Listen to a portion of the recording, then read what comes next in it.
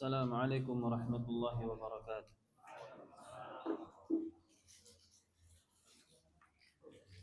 Bismillahirrahmanirrahim. Alhamdulillahi rabbil alamin. Wassalatu wassalam ala nabiyyil amin wa ala alihi wa ashabihi ajma'in wa man tabi'ahum bi ihsanin ila yaumiddin, amma ba'd. Kita lanjutkan kajian kita pada kitab Masailul Jahiliyah, yang insyaallah saat ini kita masuk pada al-mas'alatul ashirah ba'dal mi'ah, yaitu permasalahan yang ke-110 dari perkataan muallif, i'tida'uhum ala du'atil haq. Termasuk perkara jahiliyah adalah memusuhi para dai yang mengajak ke jalan Allah Subhanahu wa taala. Semoga Allah Subhanahu wa taala menambah kepada kita ilmu yang bermanfaat dan membimbing kita untuk senantiasa istiqamah di dalam amal yang saleh. Penulis mengatakan, qatlul ladina ya'muruna bil qisti minan nas. Orang-orang jahiliyah mereka membunuh, ya, mereka membunuh. Termasuk di sini adalah menghentikan, yaitu para dai yang mengajak manusia untuk berada di jalan kebenaran. Dan hal ini, ya, adalah tentu saja tujuan utama dari syaitan dan mendukung dari tujuan syaitan itu sendiri. Kita ketahui bersama bahwasanya tujuan syaitan sebagaimana yang tertera di dalam Al-Qur'an, salah satunya di dalam surat Al-Hijr atau juga ada di dalam surat Thaha, ya. Kata syaitan mengajukan kepada Allah, ya Allah, tangguhkanlah usiaku, kata iblis kepada Allah Subhanahu wa taala. Kemudian Allah mengatakan, qala innaka minal mundharin ila qala innaka minal mundharina ila yaumil waqtil ma'lum. Engkau aku kabulkan, usiamu aku tangguhkan sampai hari kiamat. Ya, kemudian iblis mengatakan, karena engkau telah mengutukku ya Allah, maka aku akan la ughwiyannahum ajma'in. Aku akan menyesatkan anak cucu Adam sebagai bentuk balas dendam.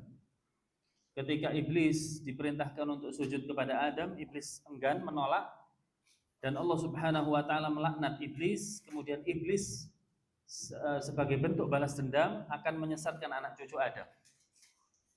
Dan salah satu jalan yang bisa menghambat bisikan iblis di dalam menyesatkan anak cucu Adam adalah para dai yang mengajak manusia ke jalan kebaikan. Ya, sesungguhnya yang bisa menghambat bisikan syaitan itu adalah ilmu. Banyak di dalam syair-syair para ulama, salah satunya adalah yang ditulis oleh Syekh Abdurrahman bin Nasir As-Sa'di di dalam bait syairnya terkenal dengan Mandhumah Qawaidul Fiqhiyah, Mandhumah kaidah fikih. Beliau mengatakan, al-ilmu yuzilu syakka anka wad-daran. Ilmu ini bisa menghilangkan keraguan dari dalam dadamu. Keraguan yang dihasilkan dari bisikan syaitan. Wad-daran, juga menghilangkan ajakan untuk berbuat maksiat. Ya. Keinginan untuk berbuat maksiat ini bisa dihambat dengan ilmu. Syaitan merasakan bahwasannya ajakan untuk keluar dari jalan Allah atau tidak berada di jalan Allah ini terhambat dengan adanya para dai atau ahli ilmu. Makanya syaitan membisikkan kepada manusia, kepada orang-orang jahiliyah untuk menghambat, ya, untuk menghambat para dai yang mengajak manusia ke jalan kebenaran dengan apapun caranya. Bahkan ketika sudah tidak ada jalan lagi seperti orang-orang Yahudi, mereka membunuh para nabi Allah Subhanahu wa taala. Ya. Allah mengatakan, dzalika bi annahum yakfuruna biayatillah wa yaqtuluna an-nabiyyina bighairi haqq. Yang demikian ini karena mereka orang-orang Yahudi, mereka kufur terhadap ayat-ayat Allah, ingkar, tidak percaya, dan sekaligus mereka membunuh ya, orang-orang yang membawa ayat-ayat Allah tersebut, yaitu para nabi. Dan ini adalah permasalahan jahiliyah dari zaman ke zaman.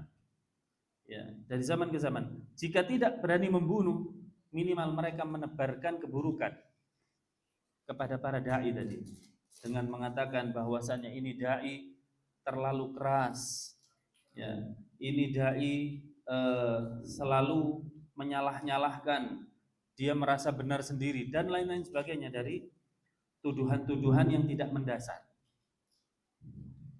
Maka di sini Syekh Muhammad bin Abdul Wahhab mengatakan, qatlul ladzina ya'muruna bil qisti minan nas, yaitu mereka membunuh orang-orang yang mengajak kebaikan kepada manusia. Dan ini adalah sunnatullah. Dan ini adalah sunnatullah. Barang siapa yang mengikuti jalan Allah Subhanahu wa taala, maka ujiannya diganggu. Oleh karenanya Allah Subhanahu wa taala dalam surat Al-Asr mengikutkan sabar setelah dakwah. Sebagaimana firman Allah, wa tawassaw bil haqqi wa tawassaw bis sabr. Ya. Saling memberi wasiatlah kalian dalam kebenaran, kemudian saling memberi wasiatlah kalian dengan kesabaran. Menunjukkan di sini bahwasannya menyampaikan kebenaran ini berbanding dengan musibah yang ada, berbanding dengan gangguan yang ada. Dan Syekh Utsaimin mengatakan di dalam syarah Kasyfus Syubhat, justru seseorang akan merasa dirinya lebih yakin dengan kebenaran ketika ada gangguan. Salah satu hikmah kenapa Allah tetapkan adanya gangguan, bukan tidak ada hikmahnya gangguan ini. Ya, bukan Allah ciptakan sia-sia, tidak. Tetapi orang yang menyampaikan hak, kemudian ada gangguan, ini bisa meneguhkan dia. Seperti Rasul SAW. Ya. Ketika beliau mendapatkan gelar Al-Amin sebelum menjadi nabi, biasa saja Rasul SAW. Ketika beliau menyerukan tauhid, mulai ada permusuhan. Semakin besar permusuhan, Rasulullah bukan semakin lemah. Rasulullah semakin kokoh. Karena seseorang yang mengetahui kebenaran, dengan syarat mengetahui ya, benar-benar berilmu dari sumbernya, dari dasarnya, maka Allah Subhanahu wa taala datangkan gangguan. Ya, contohnya barangkali ketika seseorang mengajak manusia untuk bertauhid dan melarang dari kesyirikan, mengajak kepada sunnah, kemudian menghilangkan bid'ah. Apa yang terjadi dari zaman ke zaman? Maka akan datang tuduhan kepada dia. Ya, akan datang tuduhan bahwasannya Anda tidak menghormati wali-wali Allah. Anda tidak mengulamakan ulama, maunya benar sendiri, dan lain sebagainya. Selama kita pegang dalil, apa yang terjadi? Kita katakan alhamdulillah. Ternyata benar yang diucapkan oleh Allah Subhanahu wa taala. Wa tawassaw bil haqqi wa tawassaw bis sabr. Kemudian Syekh Shalih Fauzan mengatakan di sini, min jumlati a'malil yahudil qabihah, di antara deretan sikap-sikap Yahudi yang buruk adalah qatlul anbiya, yaitu membunuh para nabi, wa qatlud du'ati ilallah, dan mereka membunuh para da'i yang mengajak manusia ke jalan Allah. Sesungguhnya mereka adalah partner dari iblis, partner dari syaitan. Seorang ulama mengatakan, sesungguhnya syaitan itu lebih suka di dalam sebuah daerah ada 1.000 ahli ibadah. Ada 1.000 ahli ibadah itu lebih dibiarkan oleh syaitan. Maksudnya 1.000 ahli ibadah tanpa ilmu dia. Tapi syaitan gelisah ketika ada 1 orang ahli ilmu. Ya, beda kalau ahli ibadah dia fokus pada ibadahnya saja, manusia mau jungkir balik nggak peduli dia. Yang penting dia ibadah kepada Allah karena nggak ada ilmu. Tetapi ketika ada satu orang yang berilmu, tahu masalah tauhid, tahu masalah syirik, ini sunnah, ini bid'ah, ini halal, ini haram, apa yang terjadi? Otomatis orang yang berilmu itu akan ada teguran dari kesalahan yang dia lihat. Dia meluruskan sifatnya. Itu otomatis ketika seseorang memiliki ilmu. Apa yang terjadi? Gelisah syaitan. Ya, maka syaitan akan membisikkan kepada sekitarnya bahwasanya si fulan begini, si fulan begitu. Kemudian Syekh Shalih Fauzan mengatakan kama qala ta'ala, sebagaimana firman Allah Subhanahu wa taala, innal ladzina yakfuruna biayatillah, sesungguhnya orang-orang yang kufur terhadap ayat-ayat Allah Subhanahu wa taala, wa yaqtuluna an-nabiyyina bighairi haqq, dan mereka membunuh para nabi dengan tanpa kebenaran, wa yaqtuluna alladzina ya'muruna bil qisti minan nas, dan mereka pun juga membunuh orang-orang yang mengajak kebaikan ke jalan Allah Subhanahu wa taala, yaitu para dai. Fabashshirhum bi'adzabin alim, maka berikanlah kabar kepada mereka akan azab yang sangat pedih. Ya, akan azab yang sangat pedih. Wa kadzalika man qama fi wajhil haqq wa sadda an sabilillah. Ya. Demikian pula orang yang berdiri di atas sisi kebenaran, wa sadda an sabilillah, atau orang yang menentang kebenaran dan dia menghalau manusia dari jalan Allah dan membunuh para dai, atau jika tidak membunuh tapi menyempitkan langkah mereka, termasuk membubarkan kajian barangkali dan lain sebagainya, wal amirina bil ma'ruf wan nahina 'anil munkar, dan mencegah orang beramar ma'ruf nahi munkar, fa innal ayatal karimah tatanawalu, sesungguhnya ayat yang tadi dibaca ini berbicara tentang mereka, berbicara tentang orang-orang yang menghambat para dai yang ingin menyampaikan wahyu Allah Subhanahu wa taala kepada manusia. Li'annahu salaka maslaka ahlil jahiliyah, karena sesungguhnya mereka, orang-orang yang menghambat para dai tersebut, mereka telah berlalu atau berjalan di atas perjalanan jahiliyah. Fayakunu hukmuhu hukmihim, maka hukum mereka seperti hukum orang-orang jahiliyah terdahulu. Selesai bab yang ke-110, kita masuk bab 111. Muallif mengatakan al-imanu bil batil. Orang-orang jahiliyah lebih beriman, lebih yakin terhadap perkara yang batil. Ya. Kemudian Syekh Muhammad bin Abdul Wahhab mengatakan al-imanu bil jibti wat taghut. Mereka beriman terhadap al-jibt. Al-jibtu itu artinya penyihir, dukun, orang pintar, itu al-jibt. Orang-orang yang mengaku mengetahui ilmu gaib, orang-orang yang bekerja sama dengan jin. Wat taghut. Taghut adalah segala sesembahan yang disembah selain Allah dan dia ridha untuk dijadikan demikian.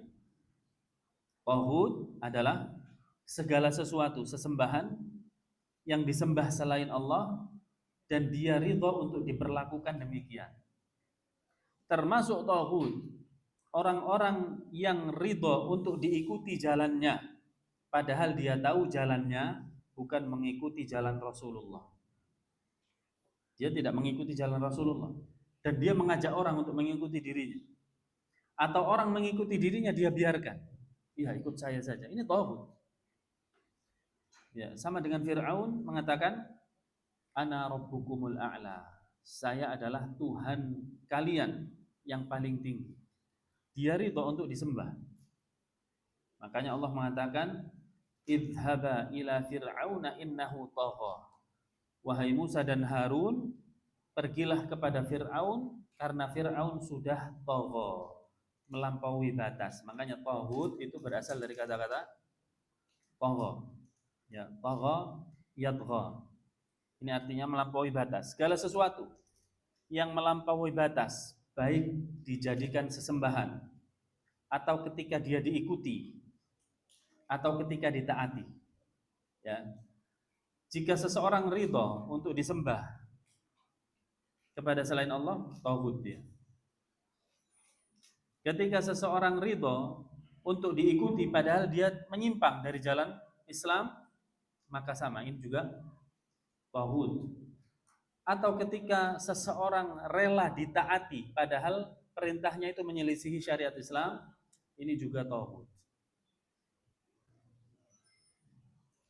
Dan ahlul jahiliyah, terutama orang-orang Yahudi, mereka lebih beriman terhadap al-jibti wa taghut, kepada dukun dan sesembahan selain Allah, ya, daripada beriman kepada Taurat. Kalau Nasrani daripada beriman kepada Injil. Padahal harusnya mereka lebih beriman kepada Taurat dan Injil karena itu adalah wahyu Allah. Tapi mereka meninggalkan kitab-kitab mereka dan kembali kepada dukun-dukun, penyihir dan sesembahan selain Allah. Allah Subhanahu wa taala berfirman, "Alam tara ilal ladzina utu nasiban minal kitabi yu'minuna bil jibti wat taghut." Tahukah engkau wahai Muhammad kepada orang-orang yang kami berikan bagian dari kitab, yaitu orang-orang Yahudi dan Nasrani, Allah berikan mereka kitab, diturunkan wahyu melalui rasul-rasul mereka. Apa kata Allah? Yu'minuna bil jibti wat taghut. Mereka lebih beriman, lebih yakin kepada orang pintar, dukun atau sesembahan selain Allah. Terjadi atau tidak di umat ini? Terjadi persis, ya. Allah Subhanahu wa taala menurunkan Al-Qur'an pada Nabi Muhammad. Kemudian Nabi Muhammad menyampaikannya turun temurun sampai pada zaman kita. Tapi tidak sedikit kaum muslimin yang menjadikan Al-Qur'an hanya sebagai jimat, hanya sebagai pajangan, ya, di rumahnya. Mereka lebih memilih beriman kepada siapa? Dukun, orang pintar, kemudian sesembahan-sesembahan yang diyakini memiliki kekuatan selain Allah. Mereka lebih memilih ke kuburan, mereka lebih memilih untuk tawakal kepada jimat, ya, tawakal kepada pohon keramat dan lain sebagainya. Ketahuilah ini adalah perkara jahiliyah dan ini adalah kebiasaannya orang-orang Yahudi dan Nasrani. Syekh Shalih Fauzan mengatakan di sini, wal jibtu qila as-sihru. Ya, yang dimaksud al-jibt itu adalah sihir atau para penyihir. Wa qila syaitan. Ada juga yang mengatakan al-jibtu itu adalah syaitan. Dan taghut adalah segala sesuatu yang melampaui batas, baik pada sesembahan ataupun ketaatan. Ketaatan melampaui batas gimana? Ketika seseorang taat kepada perintah selain Allah yang menyelisihi perintah Allah. Barangkali ada perintah, ya, jangan sholat 5 waktu di masjid. Kalau sholat itu di masjid 3 waktu aja.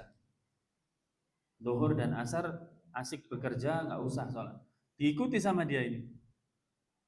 Melanggar perintah Allah atau tidak?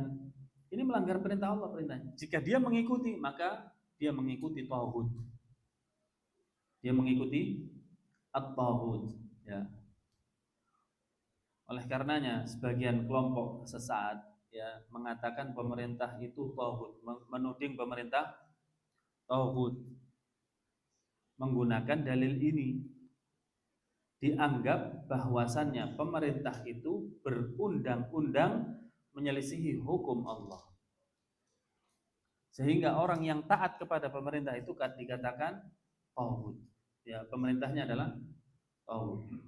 Padahal dia menetapkan undang-undang negara itu keluar dari syariat Islam juga tidak benar.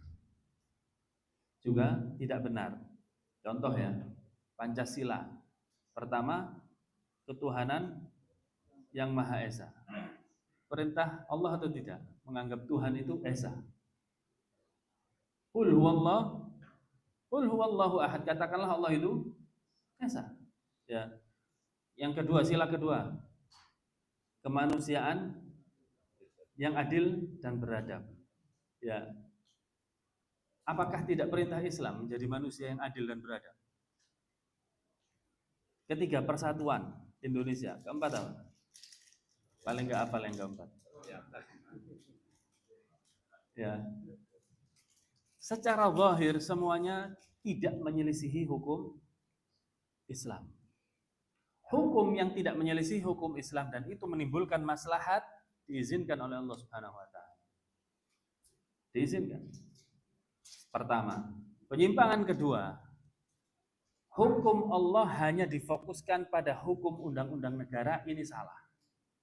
Hukum Allah semuanya hukum Allah, salat hukum Allah, memakai hijab bagi wanita hukum Allah, apalagi puasa Ramadan hukum Allah, berbakti kepada kedua orang tua hukum Allah. Kenapa harus fokus di undang-undang negara? Sehingga ada kesalahan sedikit langsung dikatakan tauhid, kafir, keluar dari Islam. Yang mengikutinya juga tauhid, kafir dari Islam, dan orang-orang yang loyal dengannya juga termasuk kafir. Semua jadi kafirkan, ya, mengkafirkan secara berjamaah. Ini adalah letak penyimpangannya. Syekh Shalih Fauzan mengatakan wasababu nuzulil ayah, sebab turunnya ayat ini, annal yahudal ladzina kanu bil Madinah, ketika orang-orang Yahudi yang berada di Madinah, lamma hajaran Nabi sallallahu alaihi wasallam ilal Madinah, ketika Nabi sallallahu alaihi wasallam hijrah ke kota Madinah, wa aqada ma'ahumul mu'ahadah, kemudian Rasulullah melakukan perjanjian dengan orang-orang Yahudi yang ada di kota Madinah untuk hidup damai, berdampingan. Dan pada saat itu Yahudi minoritas, yang menguasai pembesar-pembesar sudah masuk Islam, ya, seperti Sa'ad bin Mu'ad, Usaid bin Hudayr, semuanya sudah masuk Islam, ya, sehingga Rasulullah juga mengatakan biarkan Yahudi ini, biarkan di sini dengan syarat buat perjanjian dengan kaum muslimin, tidak boleh saling mengganggu, dipersilahkan untuk beribadah sesuai dengan caranya masing-masing. Kemudian yang ketiga, jika ada musuh dari luar yang ingin mengacau kota Madinah, harus bersama-sama mengusir, ya. Jadi bersama-sama muslimin dan Yahudi harus mengusir musuh yang mengusik kota Madinah. Maka sepakatlah, maka ada piagam Madinah. Ada piagam Madinah. Kemudian falamma dhaqu bin nabi wa bi ashabihi dzar'an, ketika orang-orang Yahudi ini melihat ada celah, ya, pada Nabi dan para sahabatnya, mereka mulai berkhianat. Wa ra'au annal Islam yantasiru wa yanmu, dan mereka juga gelisah ketika melihat Islam ini sudah mulai berkembang. Dhahaba sadatuhum ila Quraisy di Makkah. Kemudian tokoh mereka pergi ke Makkah menemui orang-orang Quraisy, ya, meminta tolong kepada mereka untuk menyerang kota Madinah. Untuk menyerang kota Madinah. Dan peristiwa ini setelah terjadinya perang Badar. Peristiwa ini setelah terjadinya perang Badar. Wa yuriduna minhum ayyadhhabu ma'ahumul qital. Orang-orang Yahudi ini memprovokasi pembesar-pembesar Quraisy di Makkah untuk bersama-sama menyerang Nabi Muhammad di kota Madinah. Fa'alhamallahu Quraisyan ay yas'al. Kata Syekh Shalih Fauzan di sini, Allah memberikan ilham kepada orang Quraisy untuk menguji, ya, bagaimana kualitas hatinya orang Yahudi. Mereka kan ahlul kitab. Mereka tahu kebenaran. Mereka membaca hal yang sebenarnya. Ya, adapun orang Quraisy bagaimana? Jahil, nggak tahu kitab mereka. Orang-orang Quraisy di Makkah itu. Allah memberikan ilham kepada mereka dengan bertanya sesuatu yang harus mereka jawab dengan jujur. Orang Quraisy mengatakan, antum ahlul kitab. Wahai orang-orang Yahudi, Anda ini ahlul kitab. Ya. Padahal kalimat seperti ini jauh dari orang-orang jahiliyah. Mereka nggak peduli ahlul kitab, tapi ini ngomong. Ya, ketika minta tolong untuk menyerang Muhammad, orang-orang Quraisy ini mengatakan antum ahlul kitab. Kalian ini ahlul kitab. Kalau kita ngomong sekarang, Anda ini orang yang berilmu loh. Ahlul kitab itu maksudnya orang yang berilmu. Fa'ayyuna 'alal haq. Ya. Siapa di antara kami dan Muhammad yang berada di atas kebenaran? Bayangkan. Ini tidak pernah terjadi pertanyaan seperti ini sebelumnya. Allah yang menggiring. Apakah sadar orang-orang Yahudi tersebut? Orang jahiliyah mengatakan, fa'ayyuna 'alal haq. Menurut kalian, kami ini orang musyrikin Quraisy dan Muhammad, siapa yang berada di atas kebenaran? Orang Yahudi tahu tidak siapa yang benar? Tahu. Kata Allah, ya'rifunahu kama ya'rifuna abna'ahum. Mereka tahu, kenal banget kepada Muhammad seperti mereka mengenal anak mereka sendiri. Mereka tahu Nabi terakhir itu Muhammad. Plus namanya, plus nasabnya disebut di dalam Taurat dan Injil. Ya. Muhammad, kata orang Quraisy, Muhammad apa kami yang benar? Qalu, ya, mereka mengatakan, "Mada antum alaih?" Ya. Kalian bagaimana hubungannya dengan Muhammad? Qalu, orang Quraisy mengatakan, "Nahnu nukrimud dhaif." Kami adalah orang-orang yang memuliakan tamu. Ya, dan memang sebelum Nabi Muhammad datang, terkenal orang Arab ini, walaupun banyak kekurangannya, ada sisi positifnya. Mereka terkenal sangat memuliakan tamu. Ya, sangat memuliakan tamu. Makanya kalau ada tamu satu orang disembelihkan onta satu, habis nggak kira-kira? Itu mereka demikian. Akhirnya Islam datang meluruskan, silahkan ya memuliakan tamu, tapi jangan berlebihan. Kalau satu orang ya disuguhi berapa? Sewajarnya, bukan satu orang kemudian disembelihkan satu onta. Ini namanya akhlak tapi yang melahirkan keburukan, mubadzir, buang-buang harta. Wa nasilul arham, kata orang Quraisy, kami juga kaum yang menyambung hubungan silaturahim. Ya, dari dulu orang Arab itu terkenal orang yang paling menyambung hubungan silaturahim, makanya punya silsilah. Kalau disebutkan orang Arab, binnya itu sampai 3 bahkan sampai 5. Contohnya saya, Ayyub bin Naufal bin Muhammad bin Ahmad bin Abdullah. Hafal sampai 4 ya. Ya. Antum ada yang hafal sampai 3 aja. Ya. Wa nusqil hajij. Kami adalah orang-orang yang memberi minum orang yang menunaikan ibadah haji. Wa kadza wa kadza. Mereka orang-orang Quraisy menyebutkan kebaikan-kebaikan.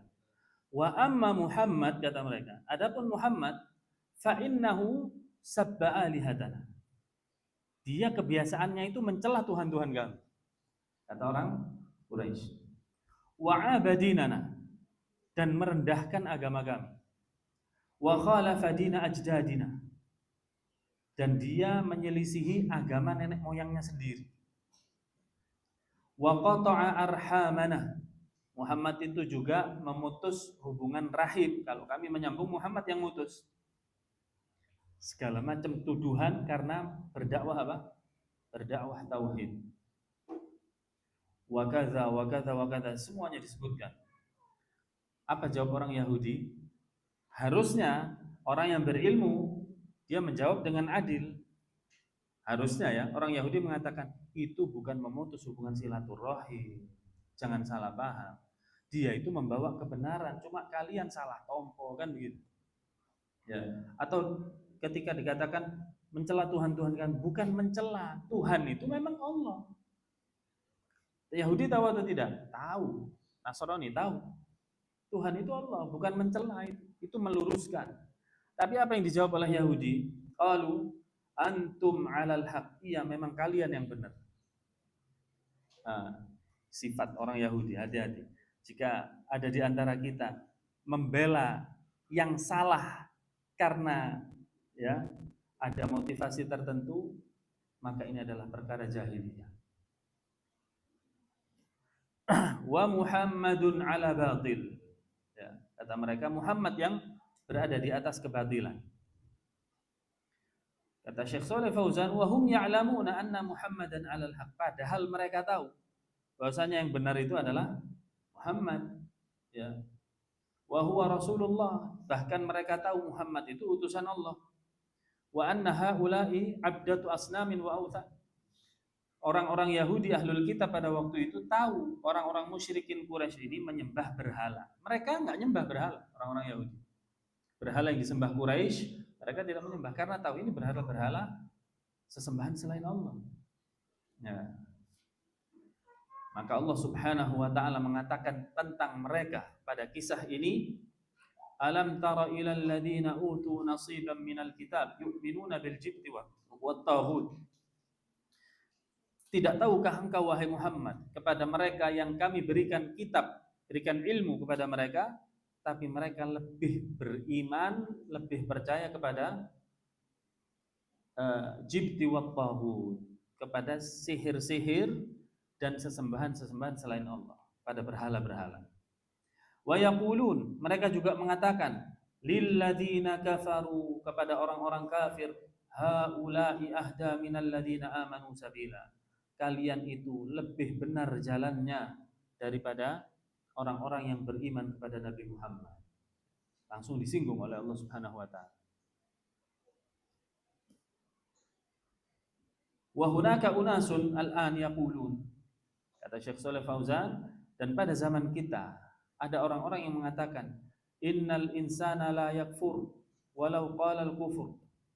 Ya, bahwasanya manusia yang mengatakan kekufuran, seperti mengatakan semua agama sama, ya.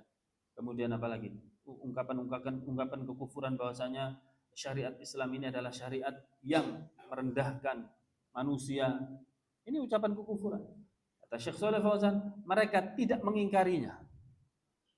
Bahkan mereka menganggap ini adalah sebuah hal yang perkembangan zaman. Ya. Maka ini adalah tidak ada bedanya dengan orang-orang Yahudi dan Nasrani pada zaman itu. Falau qala kalamal kufri min ghairi ikrahin, dan dia mengucapkan ucapan tersebut tanpa ada paksaan, maka wajib bagi kita mengingkarinya, wajib bagi kita menghalaunya, ya, bukan malah mempercayainya. Jika kita mempercayainya, maka tidak ada bedanya dengan sikap-sikap orang Yahudi dan Nasrani pada zaman itu. Dan beliau mengatakan, fa innahu la yukaffaru 'inda haula'i hatta yu'lam ma fi qalbi. Mereka mengatakan, tidak bisa, ungkapan ini kita salahkan. Motivasinya apa? Kita harus diskusi dulu, harus klarifikasi dulu, dan lain sebagainya. Padahal sudah jelas ucapan-ucapan tersebut dijelaskan merendahkan Islam, bahkan merendahkan Allah Subhanahu wa taala, merendahkan Al-Qur'an. Jika tidak diingkari, ya, tidak dikatakan ini adalah perbuatan kufur, ini adalah madhabnya Murji'ah.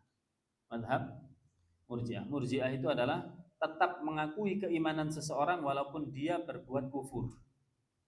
Walaupun dia berbuat maksiat, tetap dibenarkan keimanannya. Ini adalah madhab Murji'ah. Yang benar bagaimana? Kita memposisikan seseorang sesuai dengan sikapnya. Ya. Ketika Allah Subhanahu wa taala mengatakan ucapan ini kufur, ucapan ini maksiat, maka kita katakan demikian. Fallahu wasafa haula, maka Allah Subhanahu wa taala mensifati mereka, yaitu orang-orang Yahudi dan Nasrani, lebih beriman kepada para penyihir dan sesembahan selain Allah. Ma'a anna ma hasala minhum huwa mufaqatun fil dhahir. Ya, padahal mereka sebenarnya tahu, tapi secara zahirnya mereka sepakat untuk motivasi tertentu. Padahal mereka tahu dalamnya ini adalah ucapan orang kafir, orang musyrik yang terdapat di dalam Taurat dan Injil, tahu mereka.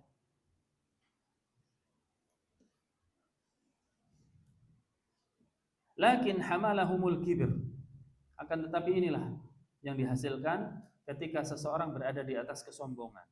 Ketika seorang sudah sombong, mau memajukan egoisnya sendiri, maka tidak segan-segan untuk menolak kebenaran.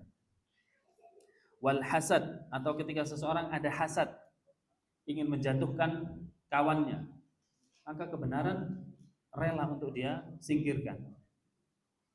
Wa hadhihi daqiqatun 'azimah min masail at-takfir. Ya. Wa fiha raddun 'ala man yaqul. Dan ini adalah sebuah contoh yang harus kita jadikan pertimbangan di dalam kehidupan berislam pada masa ini. Dan madhab seperti ini harus kita hilangkan dari masyarakat kita, jamaah sekalian, karena sesungguhnya seseorang yang menghilangkan kebenaran itu akan berdampak pada sekitar. Barangkali contohnya kita rela ada motivasi tertentu, akhirnya kebenaran ditutupi.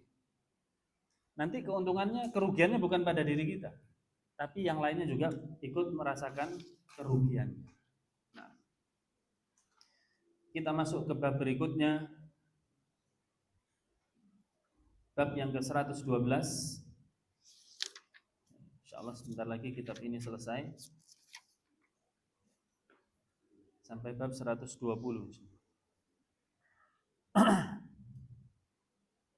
Tafdiluhumul kufur 'alal iman. Ya. Termasuk perkara jahiliyah adalah lebih mengunggulkan kekafiran daripada keimanan. Lebih mengunggulkan kekafiran daripada keimanan. Kata Syekh Muhammad bin Abdul Wahhab, tafdilu dinil musyrikin 'alal muslimin. Lebih mengunggulkan agama musyrik daripada agama muslim. Ya. Kama hasala minal yahud, sebagaimana yang terjadi pada orang-orang Yahudi. Mimma jaa dzikruhu fil mas'alatis sabiqah, seperti yang disebutkan pada masalah yang tadi. Wa hadza yatanawalu kullu man faddala dinal kufri 'ala dinil muslimin. Dan ini termasuk juga orang-orang yang lebih bangga terhadap agama musyrik, lebih bangga terhadap agama kafir daripada agama Islam itu sendiri. Mungkin dia mengatakan saya lebih suka kepada agama A selain agama Islam, karena agama A ini mengangkat kebebasan, lebih membebaskan jiwa manusia, tidak ada aturan. Atau seseorang mengatakan saya lebih menjaga adat istiadat, tapi adat istiadatnya ada kesyirikan. Saya lebih menjaga agama leluhur daripada agama Islam, daripada Al-Quran dan Sunnah. Ini sama, dia lebih mencintai agama kesyirikan. Ya, ini adalah perkara jahiliyah. Saya lebih melestarikan kebudayaan. Melestarikan kebudayaan boleh, tidak ada larangan di dalam Islam selama tidak ada unsur maksiat, tidak ada unsur kesyirikan. Ya, tetapi jika seseorang melestarikan budaya yang ada unsur kesyirikan, maka sama saja dia melestarikan kesyirikan. Dan melestarikan kesyirikan jalannya bertolak belakang dari jalan Nabi Muhammad SAW. Jalan Nabi Muhammad diutus oleh Allah untuk memberantas kesyirikan. Kemudian ada umatnya yang melestarikan kesyirikan, maka ini jauh dari jalan Nabi Muhammad SAW. Awsawa bainahuma, atau ada yang derajatnya di bawahnya, tidak mengunggulkan tapi menyamakan. Semua agama sama, semuanya masuk surga, semuanya mengajak kepada kebaikan. Ini juga termasuk jahiliyah. Wa min dzalika alladziina yuhawiluna at-taqrib bainal adyan. Ya, di antara muslimin, kaum muslimin ada yang berusaha mendekatkan, menyatukan, memperbandingkan antara agama Islam dengan yang lainnya dengan mengatakan jika agama Islam ini mengajak kebaikan, ya, jangan mau benar sendiri. Agama yang lain juga mengajak kepada kebaikan. Kemudian ada yang mengatakan bahwasanya dengan meditasi, ya, meditasi itu agama apa? Buddha. Itu saya merasakan lebih tenang daripada zikir, kata. Ini termasuk perkara jahiliyah. Padahal Allah jelas mengatakan ala bi dzikrillahi tatmainnul qulub. Dengan zikir kepada Allah hati menjadi tenang. Ya. Kemudian dia menjelaskan bahwasanya ajaran agama lain ini bahkan mengalahkan ajaran Islam. Wa yaqulun, mereka mengatakan kulluha adyanun samawiyah. Ada orang mengatakan Yahudi, Nasrani, Islam ini sama, semuanya agama dari langit. Jangan disalah-salahkan. Ya. Yajibut ta'akhi baina ashabiha, harus kita saling berpelukan. Harus saling apa? Bersaudara antara Islam, Yahudi dan Nasrani, semuanya punya kitab suci. Wat ta'awun fima bainahum, harus berta'awun, gotong royong di dalam menjalankan agamanya. Jadi kalau Idul Fitri yang Nasrani dan Yahudi merayakan. Kemudian kalau Natal yang Islam datang juga ke gereja. Ketika Yahudi juga ada hari rayanya, ikut semua berduyun-duyun. Apakah seperti ini ajaran Islam? Ya, jika ajaran Islam seperti ini, tentu Rasul Shallallahu Alaihi Wasallam tidak akan diutus di tengah-tengah mereka. Karena mereka pada waktu itu mengajak demikian kepada Rasulullah. Ya, salah satu asbabun nuzul surat Al-Kafirun. Ada salah satu delegasi musyrikin Quraisy ngajak negosiasi kepada Nabi Muhammad, wahai Muhammad, gini aja wis, ya. Hari ini kami ikut agamamu, besok kamu ikut agama kami. Apa kata Rasulullah? Lakum dinukum waliyadin. Bagimu agamamu, bagiku agamaku. Nah, insyaallah sampai sini dulu materinya. Ada yang mau ditanyakan? Tafadhal. Barakallahu fiik. Ya, silakan.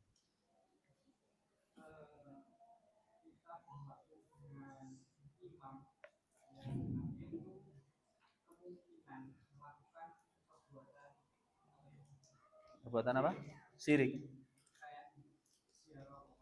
Oh iya.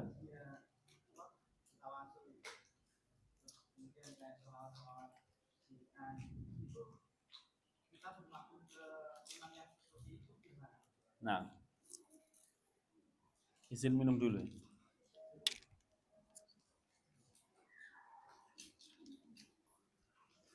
Untuk masalah bermakmum, ini dibahas oleh para ulama di dalam kitab-kitab akidah, melahirkan sebuah kaidah yang bisa kita pegang untuk kehidupan. Ya, ada sebuah kaidah yang mengatakan idza man sahhat salatuhu sahhat imamatuhu. Barang siapa yang salatnya sah, maksudnya salatnya sah, dia masih muslim bagaimanapun latar belakangnya. Man sahhat salatuhu sahhat imamatuhu. Barang siapa yang masih sah salatnya, maka sah juga imamnya, sah juga keimamannya. Kalau dia jadi imam, maka makmumnya juga sah. Tadi dikatakan bagaimana jika dikhawatirkan atau kemungkinan, kan begitu. Salah satu penghalang yang tidak bisa mengkafirkan seseorang adalah asumsi atau kemungkinan. Kalau kita dalilnya masih belum jelas akan perbuatan orang tersebut, ya, maka kembali ke hukum asal, dianggap nggak ada amalannya, dianggap nol, maka dia masih muslim dan masih ahlus sunnah dan sholat di belakangnya sah. Sampai datang kepada kita jelas bukti-bukti ketidaksahan sholatnya atau kekufurannya. Nah, ya silakan.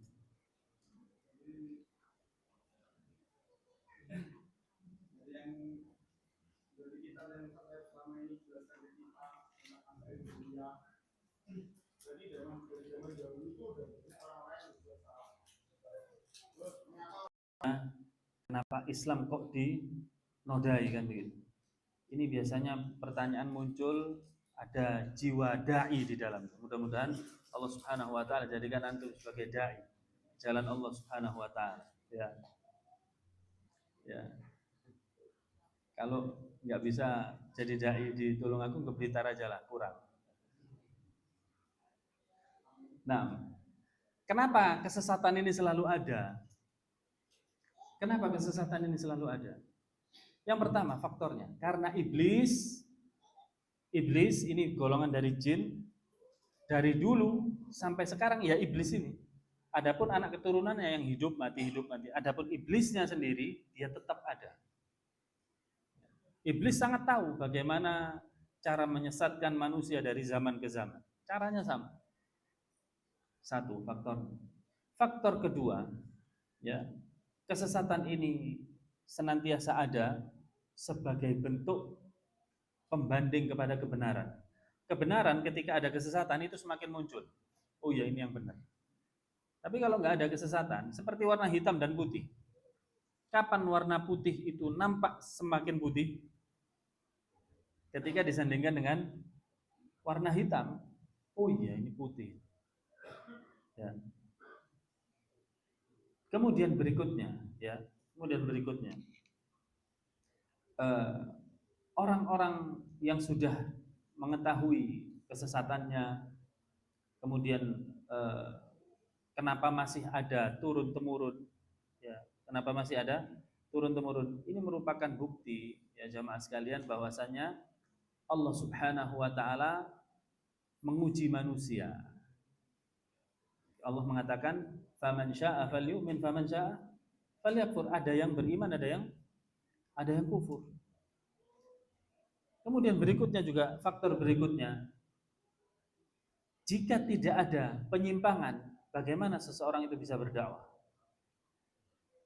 Mau mendakwahi siapa kalau nggak ada yang menyimpang? Antum bisa lihat di dalam surat As-Sajdah, ya, dalam surat As-Sajdah Allah Subhanahu wa taala berfirman, surat As-Sajdah, surat yang ke-32, Allah mengatakan dalam surat As-Sajdah ayat yang ke-13, "Walau syi'na la'ataina kulla nafsin hudaha." Jika kami mau, kami akan mendatangkan hidayah pada setiap makhluk. Jadi semuanya hidayah, enggak ada yang kafir. Ya. Walakin, akan tetapi kata Allah, akan tetapi haqqal qawlu minni, sudah saya jadikan ketetapan, la amla'anna jahannam, aku akan memenuhi jahannam minal jinnati wan nasi ajmain, yaitu dari golongan jin dan manusia. Kalau semua enggak ada yang menyimpang, neraka kosong nanti. Dan itu enggak mungkin. Ya, Allah mengatakan la amla'anna jahannam. Ya, aku akan memenuhi jin dan manusia dalam neraka jahanam. Kemudian apa yang kita bisa petik dari pembahasan ini? Dari diri kita. Yaitu kita bersyukur dipilih oleh Allah Subhanahu wa taala di jalan kebenaran. Di jalan yang ujungnya adalah surga insyaallah, walaupun kita tidak klaim akhir hayat kita husnul khatimah atau ahlul jannah. Tapi kita minimal sudah mendengar wahyu dan kita ingin untuk berada di atas wahyu tersebut. Ini nikmat besar. Ya. Kita bayangkan bagaimana seandainya kita berada di posisi sebaliknya saat ini. Na'udzubillah min dzalik. Na'udzubillah min dzalik. Ya. Faktor akhirnya kita bersyukur. Nah, wallahu a'lam. Ada lagi? Ya. Saya pernah tinggal di suatu wilayah itu, hobinya orangnya tahlilan, yasinan, kemudian saya diundang, saya tolak, punten ini tidak ada dalilnya. Saya kalau beribadah beramal pakai dalil aja. Mereka agak terima. Tertanya nanya dulu, liatin tampang saya, celanamu kayak bajiran, kenapa kok? Cuman di atas mata kaki, di bawah mata kaki masuk neraka. Dalilnya gitu aja. Nanya-nanya yang saya tahu ya saya jawab, nggak tahu bilang nggak tahu. Karena mereka ngeyel, nantang bahala. Saya ambil, saya jawabani, tapi kok kayaknya mereka saudara muslim saya. Itu kan buat orang kafir. Bahala buat orang kafir, saya tinggal gitu aja. Kok boleh bahala dengan mereka? Jangan, kasihan. Allah Subhanahu wa taala mewasiatkan kepada kita, wa idza khatamahumul jahiluna qalu salama. Jika orang-orang jahil mengajak kalian berdebat atau ingin diskusi kepada kalian, qalu salama, katakanlah saja selamat tinggal. Ya, jangan kita ngeladeni untuk berdebat. Salah satu prinsip Ahlus Sunnah wal Jamaah adalah tidak menjadikan agama sebagai perdebatan. Boleh berdebat di dua tempat. Boleh berdebat di dua tempat. Pertama adalah jika ada maslahat yang besar dengan kita berdebat berpengaruh pada masyarakat kaum muslimin. Ya, satu. Kalau kita ulama besar. Tempat kedua di mana? Ketika ulil amri yang nyuruh. Kita disuruh ulil amri pemerintah, ayo tolong kamu mewakili masyarakat kaum muslimin mendebat orang yang dituduh menyimpang. Selain ini nggak boleh. Jangan berdebat. Salah satu larangan agama ini adalah berdebat. Ya.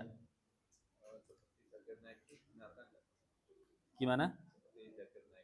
Zakir Naik. Nah, kalau Zakir Naik kalau kita lihat dia tidak mendebat ya. Dia hanya menjelaskan bagaimana isi kitab ini, isi Al-Qur'an ini. Kita lihat kalau sudah ada yang meruncing dia duduk diam. Dia bilang, "Sudah, yang begini. Terima silahkan, nggak terima silahkan." Ya.